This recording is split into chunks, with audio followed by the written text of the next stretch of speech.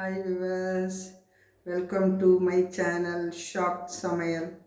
வாங்க இப்போது ஒரு 7 பிரெட் எடுத்துருக்கிறேன். நான் பிரெட்டில் பாயாசம் செய்ய போகிறேன். செய்முறையை பார்க்கலாம்.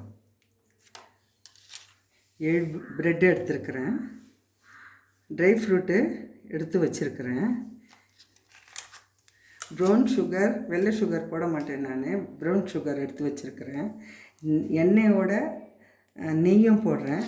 பால் 1.5 லிட்டர் எடுத்து வச்சுருக்கிறேன். 1.5 லிட்டர் பால். பிக்காக்கவா எடுத்து வாங்கி வச்சுருக்கிறேன். இது கஸ்டர்ட் பவுடர் எடுத்து வச்சுருக்கிறேன் போடுறதுக்கு பாலோட. இது கடைசியில்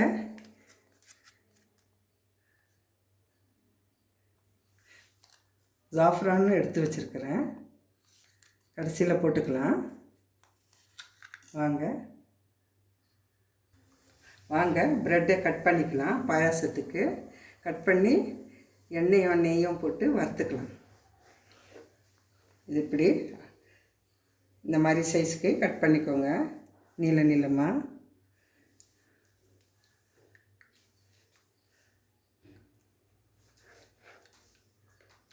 உரெல்லாம் எடுக்க வேண்டாங்க, இப்படியே நீளமாக கட் பண்ணிக்கோங்க. 7 ப்ரெட்டும் கட் பண்ணிட்டேன்.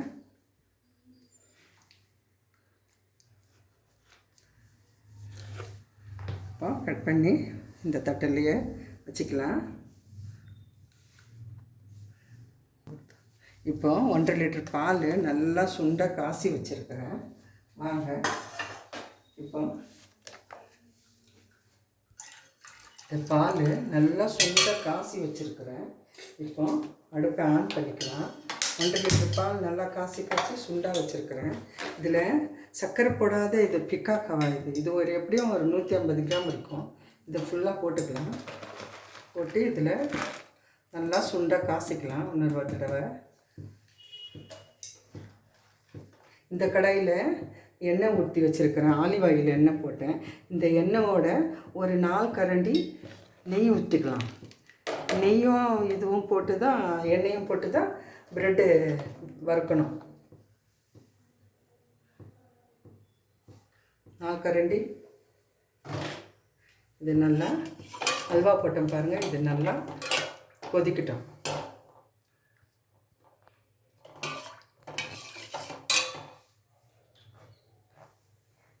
இப்போ இதை எண்ணெயிலே நெய் கொஞ்சம் ஒரு 4 கரண்டி நெய்லேயே எண்ணெயிலேயே நெய் 4 கரண்டி 4 ஸ்பூன் போடுறேன். 4 ஸ்பூன் நெய் போடுறேன் எண்ணெயிலேயே.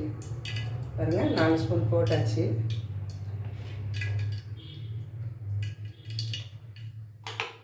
ஆலிவ் ஆயில் எண்ணெயோடைய 4 ஸ்பூன் நெய் போட்டாச்சு. இது நல்லா சூடாகணும். இந்த டைமில் பாலை ஒரு சைடு கொதிக்க விடலாம். பால் கொதிச்சோடனே கஸ்டர்ட் பவுடர் போட்டுக்கலாம். ஒரு கரண்டி போட்டுக்கலாம். சர்க்கரை, ப்ரௌன் சுகரு போட்டுக்கலாம். உங்களுக்கு எவ்வளோ இனிப்பு வேணுமோ அவ்வளோ இனிப்பு போட்டுக்கலாம். இப்போ எண்ணெய் சூடாகுது. நான் இதில் ப்ரெட்டு போட்டு வறுக்க போகிறேன்.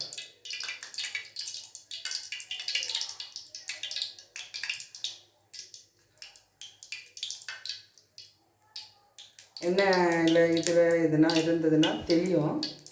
அதனால் எண்ணெயும் நல்லா உருவணும்.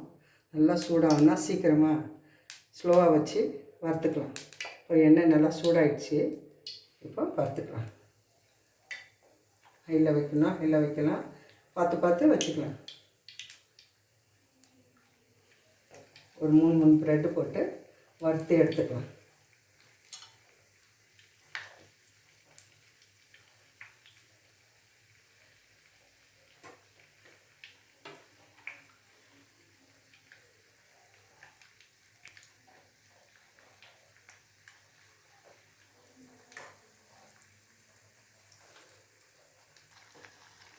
ரெண்டாக இப்படி போட்டு வறுத்து இந்த மாதிரி பொன்னிறமாக ஆகும்போது பார்த்து எடுத்துக்கலாங்க.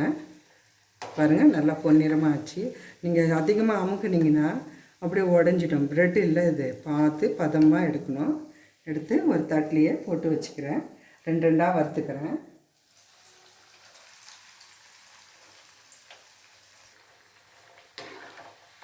பாருங்க, ரெண்டு ரெண்டாக வறுத்து எடுத்துக்கிறேன். கொஞ்சம் விட்டிங்கன்னா அப்படியே தீஞ்சிரும். பார்த்து நேக்காக வறுத்து எடுக்கணும். ரெண்டு ரெண்டாக எடுக்கணும். நெய் போட்டால் நல்லா கம கம கம கமன்னு வாசனை வரும். அதனால் எண்ணெயோட கொஞ்சம் நெய்யும் போட்டு நான் செய்கிறேன். இதே மாதிரி இந்த மெத்தட்லேயே செய்யுங்க. திட்டமாக எண்ணெய் போட்டு திட்டமாக செய்யுங்க.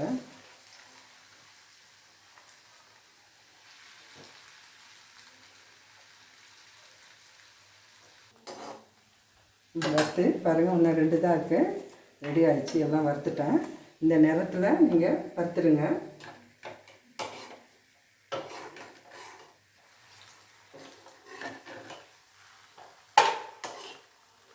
பாருங்கள், நல்லா இந்த மாதிரி பொன்னிறமாக ஆயிடும். இப்போ இந்த பக்கம் நான் பால்கோவா போட்டு வச்சேன் பாருங்கள். பாலில் இதை கொஞ்சம் ஹை ஃப்ளேமில் வச்சு கொதிக்க விடலாம். இப்போ இதில் இதை எடுத்துக்கலாம். நிறுத்திடலாம். அடுப்பை ஆயிடுச்சு. இதனுடைய வேலை ஆயிடுச்சு. எடுத்து இந்த ஓரமாக இப்படி வச்சுக்கலாம். ஒரு ஓரமாக வச்சுக்கலாம். இப்போ இந்த ஹை ஃப்ளேமில் வச்சு பால்கோவாலாம் நல்லா கரையணும். கரைஞ்சிச்சு. இன்னும் கொஞ்சம் தான் இருக்குது. இந்த டைமில் கஸ்டர்ட் பவுடர் போட்டு ஒரு கரண்டி கொதிக்கிற பால்லையே போட்டு நல்லா கொதிக்க விடணும். பாருங்கள், ஒரு கரண்டி போடுறேன். போட்டு நல்லா கிண்டுங்க. நல்லா கிண்டி விடணும். சிறுவாக வச்சு கிண்டுங்க.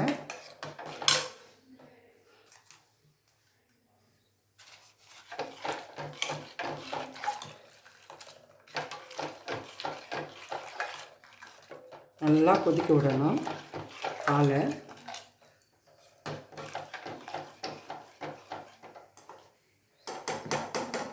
ஒரு கொதி வந்த பிறகு சர்க்கரை போட்டுக்கலாம். ப்ரௌன் சுகர் போட்டுக்கலாம்.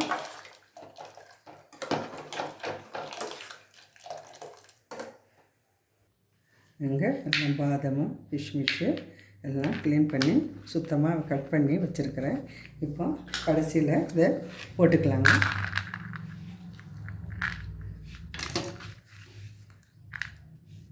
பாருங்கள், இந்த மாதிரி கட் பண்ணிக்கோங்க. கிஷ்மிஷ் எல்லாம் முழுசாக போடுங்க. பாதாமும் முந்திரி பருப்பும் கட் பண்ணி போடுங்க. இது எப்போவுமே இந்த சர்க்கரை ப்ரௌன் சுகர் போட்டிங்கன்னா இனிப்பு கொஞ்சம் கம்மியாகவே தெரியும். ஆனால் இதுதான் ஹெல்த்துக்கு ரொம்ப நல்லது இந்த சர்க்கரை. அதனால் இந்த சர்க்கரை தான் நான் யூஸ் பண்ணுறது. ஒயிட் சர்க்கரை ரொம்ப யூஸ் பண்ணுறதில்ல. இப்போ குலாபி ஜாமு அப்படின்னா அதுக்கு ஷீராகு அது தேவை. இப்போ இந்த சர்க்கரை எடுத்து போட்டுக்கலாம். இது ரொம்ப ஹெல்த்துக்கு ரொம்ப ஆரோக்கியமானது. அதனால இந்த சர்க்கரை போடுறேன். நான் ஒரு கரண்டி தான் போட்டேன். பாருங்கள், பிக்காக்கவா போட்டேன், கஸ்டர்ட் பவுடர் போட்டேன், பால் நல்லா கெட்டி பால். இப்போ ஒரு கரண்டி தான் போட்டேன். ஏன்னா சர்க்கரை பால் 1.5 லிட்டர் பால் தான். அதனால் ஒரு கரண்டி போதும்னு நினைக்கிறேன்.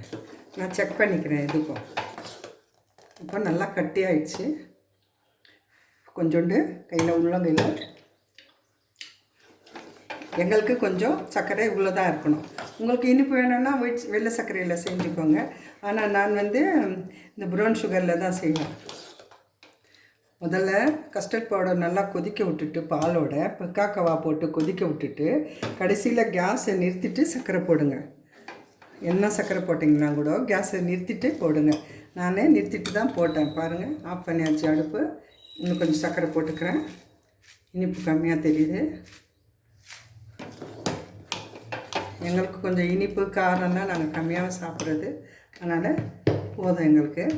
இப்போ இது கொஞ்சம் ஆறிட்ட பிறகு ப்ரெட்டை எடுத்து இதுக்குள்ளே விடணும். இது நல்லா ஆறணும். ஒரு 5 நிமிஷம் ஆறணும்.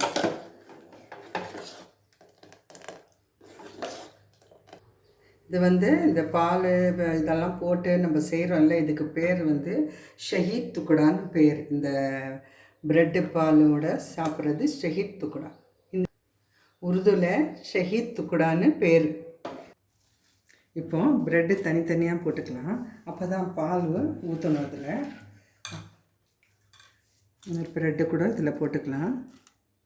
இதில் ஏன்னா ப்ரெட்டு நல்லா ஆறணும். ஆறிட்ட பிறகு தான் பால் சூடு இருந்தாலும் பரவாயில்ல, ப்ரெட்டு நல்லா ஆறிடணும். பாருங்கள், நல்லா ஆறிடுச்சு. அதனால் 2 பாகமாக பிரிச்சுட்டேன். இதில் எடுத்து இந்த ப்ரெட்டு, வறுத்த ப்ரெட்டில் பால் எடுத்து இப்படி போட்டுக்கலாம்.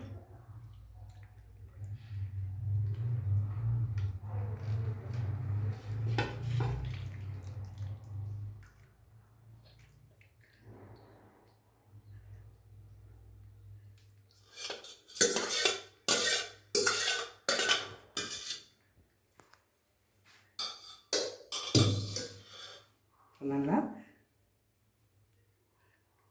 இப்போ ட்ரை ஃப்ரூட் எல்லாம் எடுத்து இதுக்குள்ளே போட்டுக்கலாம்.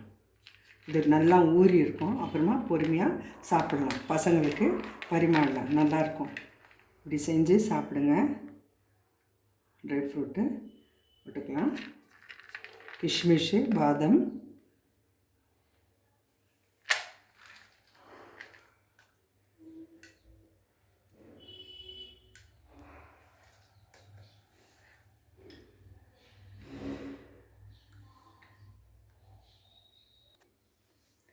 பாருங்கள், இது ரெடி ஆகிடுச்சு. இப்போ கொஞ்சம் நல்லா இந்த ப்ரெட்டு பாலில் நல்லா ஊறிட்ட பிறகு அழகாக எடுத்து பசங்களுக்கு பரிமாறலாம். இது வரைக்கும் நீங்கள் என் ஷாப் சமையலில் பார்த்ததுக்கு ரொம்ப நன்றி. இந்த மாதிரி புதுசாக நான் ரெசிபி ரெடி பண்ணி உங்களுக்கு நான் அனுப்பிச்சினே இருக்கிறேன். என்னுடைய சேனலுக்கு சப்ஸ்கிரைப் பண்ணுங்கள், ஷேர் பண்ணுங்கள், ஒரு லைக் பண்ணுங்கள், ஒரு கமெண்ட் பண்ணுங்கள். பாய் பாய் வியூவர்ஸ்.